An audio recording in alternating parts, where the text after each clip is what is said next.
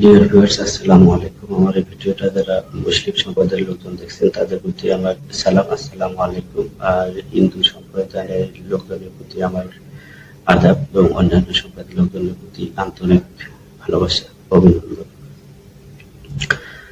তো dear viewers, আজকে আমার বিষয় হচ্ছে নেতা আর কর্মী, এই দুটো শব্দ নিয়ে। আমরা সেই যখন থেকে বোঝা শুরু করছি, আমি আসলে তখন থেকে দেখি আমরা নেতা কর্মী, কোন পলিটিক্যাল পার্টি যখন আসলে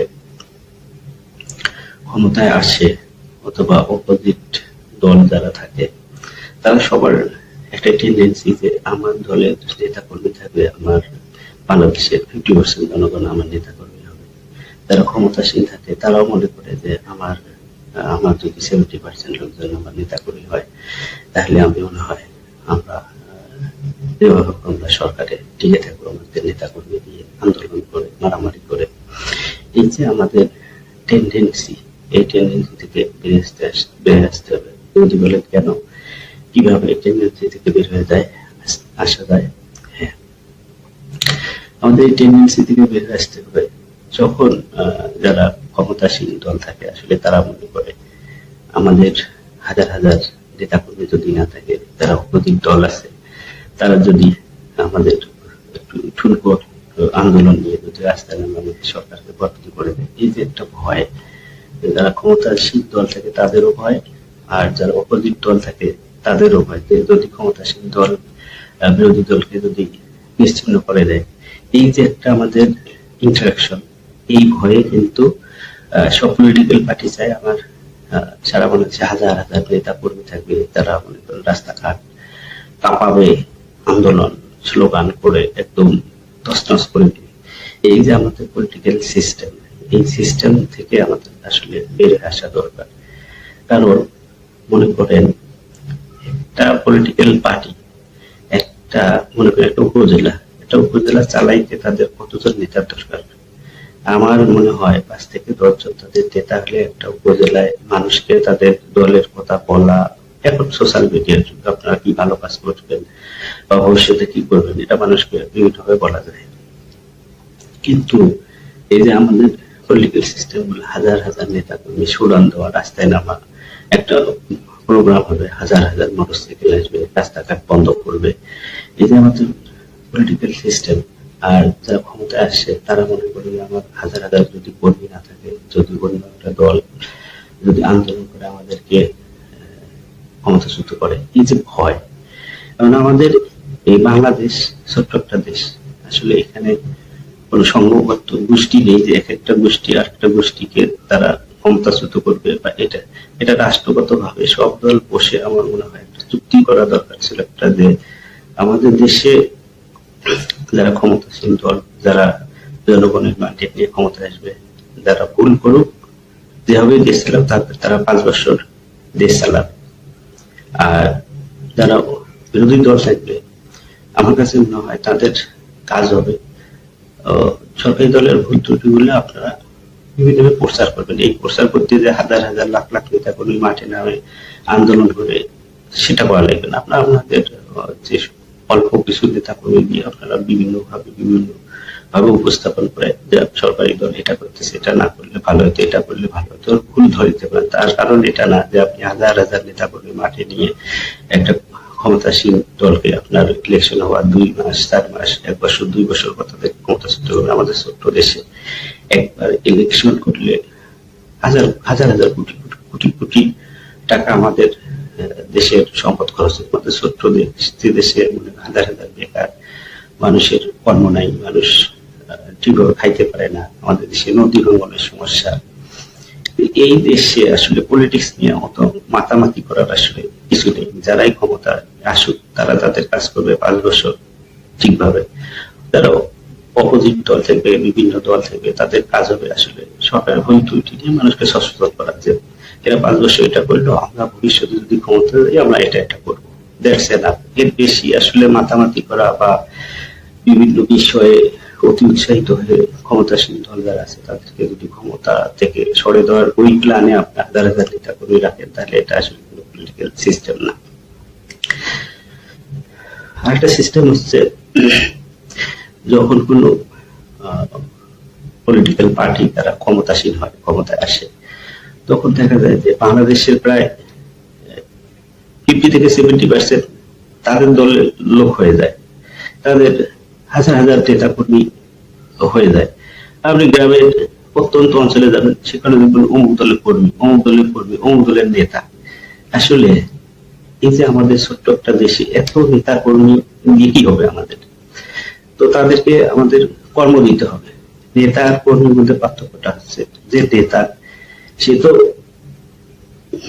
তাদের পলিটিক্যাল পার্টির বিভিন্ন অ্যাডভাইস এগুলো জনগণের মাঝে তুলে ধরবে যে আমরা এটা ভালো কাজ করতেছি, ক্ষমতাসীন দল যারা আছে তারা বিভিন্ন সময় বলবে আমরা এটা ভালো কাজ করতেছি, এটা করতেছি, এটা করবো, আমরা 5 বছর এটা করবো, ওটা করবো, তাদের প্ল্যান তারা বললো ওই রকম ভাবে কাজ করবে। আর যারা অপোজিট পলিটিক্যাল পার্টি থাকবে তারা হয়তো তাদের ভুল টুল করে তারা বলবে যে এরা এটা করলো, এটা ভুল করছে, আমরা 5 বছর পরে এটা করবো, এটা বলতে পারে। কিন্তু তার কারণ এটা না যে ভুল করছে কেন আপনারা প্রতি ছাড়েন না, হাজার হাজার নেতা কর্মী রাস্তায় আন্দোলন করে। এই সংস্কৃতি থেকে আমাদের বের হয়ে আসতে হবে। আর যে কর্মীর কথাটা বললাম, আসলে কর্মী কাকে বলে? যে কোনো প্রতিষ্ঠানে কাজ করে কাজের বিনিময়ে টাকা পায় সেটা হচ্ছে কর্মী। যে পলিটিক্যাল পার্টি গুলো যাদের কর্মী আছে তারা কি কোনো টাকা পয়সা দেয়? দেয় না। তাহলে তাদের এত কর্মী দিয়ে কি করবে?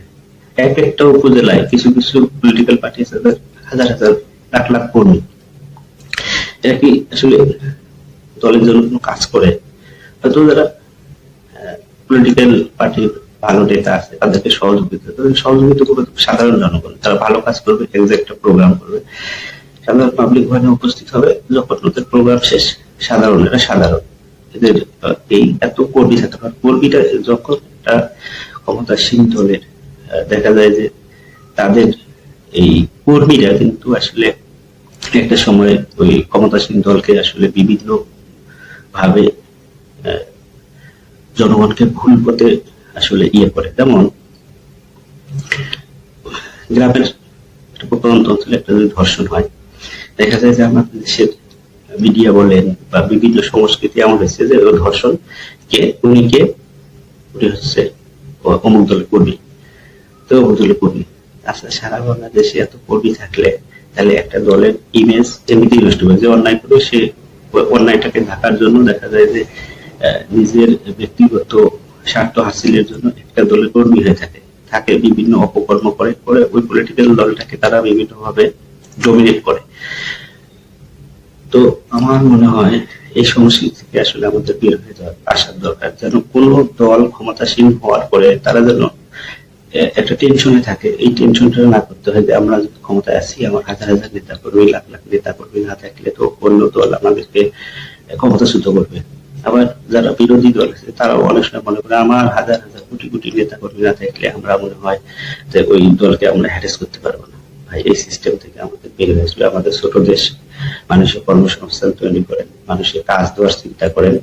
আর পলিটিক্স, হ্যাঁ, প্রত্যেকটা উপজেলায় এক একটা দলে আমার মনে হয় না যে একটা উপজেলায় 10 জন নেতা, বেশি আর নাই, 10 জন নেতা আসলে লিস্টেড, এর বাইরে তাদের কোনো কর্মী বা ইয়ে লাগবে না। আসলে তো রাষ্ট্রের বিভিন্ন অর্গান আছে, যেমন বলেন আপনার যখন ওয়ার্ডে ইলেকশন হয়, যেমন তখন একটা ওয়ার্ড মেম্বার হয়, তাদের তো কোনো, এখন আমাদের দেশে আইন হয়েছে তাদের কোনো পলিটিক্যাল ব্যানার থাকবে না, তারা নিজেরা ইলেকশন করবে। একটা ওয়ার্ড দেখার জন্য একটা মেম্বার থাকে, তারপরে চেয়ারম্যান থাকে, একটা ইউনিয়ন দেখার জন্য, উপজেলা দেখার জন্য উপজেলা চেয়ারম্যান থাকে, তারপরে একটা উপজেলায় আরো প্রশাসনিক অনেক কর্মকর্তা থাকে। তারপরে আপনি এই হাজার হাজার নেতা কর্মী এটা রাখার কারণ কি?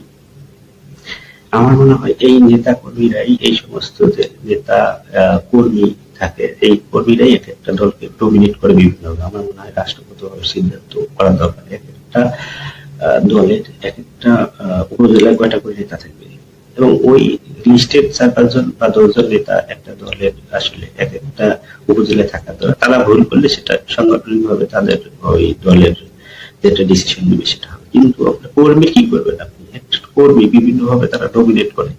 তো আমার মনে হয় এই সংস্কৃতি থেকে আমাদের বের হয়ে আসার দরকার। তো সকলকে ধন্যবাদ।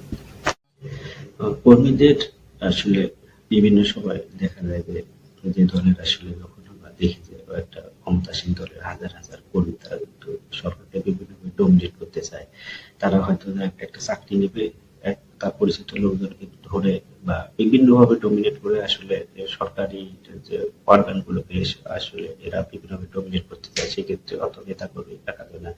যার কারণে আমরা চিন্তা করতেছি আমরা যে একটা পলিটিক্যাল দল করার ডিসিশন নিয়েছি, আসলে আমাদের দলের নেতা কর্মীরা প্রত্যেকটা ডিস্ট্রিক্টে আসলে 10 জন, প্রত্যেকটা উপজেলায় আমরা 5 জন করে নেতা সিলেকশন করব। তারা আসলে বিভিন্ন লোকজনের কাছে গিয়ে আমরা আমাদের দল আমরা কি করতে চাই, মানুষের জন্য কি করব, মানুষের ভালো করব না মন্দ করবো, 5 বছর পর কি করবো, আমরা প্রথমে গেলে আমাদের ফার্স্ট প্রায়োরিটি কি, সেকেন্ড প্রায়োরিটি কি, এই সমস্ত কথাবার্তা মানুষের কাছে বলবে। আমরা এমন পলিটিক্যাল দল করবো আসলে বর্তমান সময়কে চিন্তা করে। আসলে বর্তমান সময়ে মানুষ আসলে বিভিন্ন চাচ্ছে যে এমন একটা পলিটিক্যাল দল বাংলাদেশে রান করুক যারা আসলে বিভিন্ন লোকজনকে সমর্থন পাবে, সমসাময়িক বিষয় নিয়ে যারা সবসময় কথা বলবে, যারা মানুষের কর্মঘণ্টা নিয়ে কথা বলবে, যারা বেকার সমস্যা নিয়ে কথা বলবে, বেকার সমস্যা কিভাবে সমাধান করা যায় এগুলো নিয়ে কিন্তু এরকম একটা পলিটিক্যাল পার্টি যায়। যার জন্য কি করতে হবে, আমার হাজার হাজার নেতা কর্মীর দরকার নেই। আমরা কি করতে চাই এই কথাগুলো মানুষের কাছে 50 জনে, প্রত্যেকটা ডিস্ট্রিক্টে 5 জন, প্রত্যেকটা উপজেলায় 5 জন, প্রত্যেকটা ডিস্ট্রিক্টে, হ্যাঁ, এক একটা ডিস্ট্রিক্টে 5 জন, একটা ডিস্ট্রিক্টে একটা উপজেলায় 5 জন, এই 10 জন নেতা হলে আমার মনে হয় না আর বেশি লোক লাগবে। ওরা মানুষের কাছে কাছে যাবে, সরাসরি কথা বলবে যে আমরা একটা পলিটিক্যাল পার্টি করছি, আমরা এটা করতে চাই, মানুষের এটা করতে চাই, আমরা কর্মঘণ্টা 4 ঘন্টা করতে চাই, প্রত্যেকটা প্রতিষ্ঠানে আমরা শিফট অনুযায়ী ডিউটি দিতে চাই, যাতে মানুষ 4 ঘন্টা কাজ করে বের হয়ে আসতে পারে, আসিয়া তার পার্সোনাল কাজ করতে পারে, তার ফ্যামিলিকে সময় দিতে পারে, তার পার্সোনাল ব্যবসা বাণিজ্য করতে পারে। এক একটা প্রতিষ্ঠান, আমাদের বাংলাদেশে ছোট্ট একটা কান্ট্রি, আমাদের দেশের টেন্ডেন্সি হচ্ছে এমন যে এক একজনকে আপনি কোনো কর্মক্ষেত্রে নিয়োগ দিচ্ছেন তো তার লাইফটা আপনি সম্পূর্ণ কিনে নিচ্ছেন, সে আর অন্য কোনো কিছু চিন্তা করতে পারবে না। এই যে একটা টেন্ডেন্সি, এটা থেকে আমরা এই জন্য বারবার বলতেছি যে আমাদের আমাদের সারা বাংলাদেশের সব প্রতিষ্ঠানের একদম প্রত্যন্ত অঞ্চলের লোক থেকে একদম সচিবের লোকের সবার কর্মঘণ্টা হবে 4 ঘন্টা। আর শিক্ষা অনুযায়ী ডিউটি করার কারণে সবাই দেখা যায় কর্মে ফিরে আসবে।